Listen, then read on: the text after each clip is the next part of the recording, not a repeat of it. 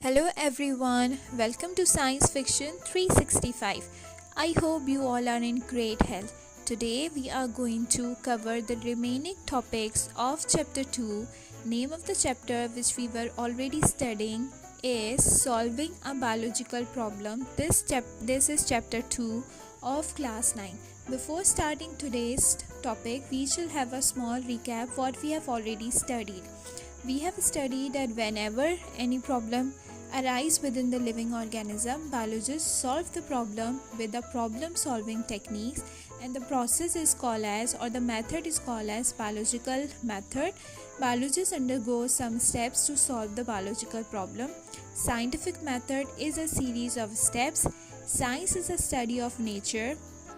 Now, biologists solve biological problems with the help of some steps or series of steps which we have already studied. Some steps we have already studied, some we are going to study in today's video.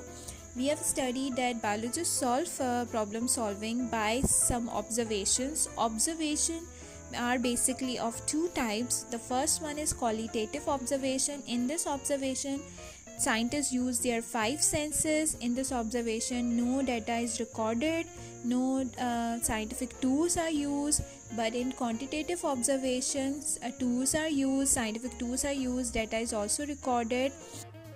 We have studied that hypothesis is an intelligent guess made by scientists. We have studied that there are two types of reasoning. First one is inductive reasoning, second one is deductive reasoning. In inductive, it is from simple to general, and in deductive, the ideas is from general to specific. This was a small recap. Let's start from experiment today. Basically, after scientists have made their hypothesis and their inductive and deductive reasoning, experiments are done. Basically, experiment is a practical performance. Scientists perform two types of tests, that is control group and experimental group. In control group, blood sample of all healthier person will be examined, and in experimental group, blood sample of all unhealthy person will be examined under microscope. The ratio will be of 100%. After blood sample is examined under microscope, if plasmodium is present in control group but not present in experimental group, the hypothesis will be considered as correct that plasmodium is present in all malaria patients. Experiments can be repeated by scientists again and again to find the correct result. So this was all about experiment. After experiments are done, next process is result. In result, we used to see data which is collected through experiments and which says that plasmodium is not present in control group but plasmodium is present in experimental group.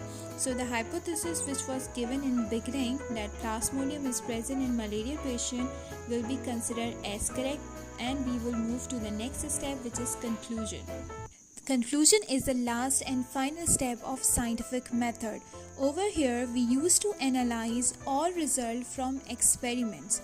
If data support hypothesis, it will be great, and conclusion will be made that plasmodium is the cause of malaria. But if data does not support hypothesis, then new hypothesis will be made, and the whole process will be repeated again. Next is theory, law and principle. Scientific theories are well tested and highly reliable because many repeated observations are done, data is collected from a lot of experiments. Let me give you one example. Theory of evolution. This theory was proposed by Darwin, and he says that species can change over time. Next one is law and principle. Basically, law is similar to theory, but in law, scientific equations or mathematical equations are used. Other than that, theories and laws both are similar. A scientific law is a uniform or constant fact of nature. So this was the end of the chapter. Name of the chapter was Solving a Biological Problem. If you have still any question or any query regarding any of the step, you can write down in the comment box.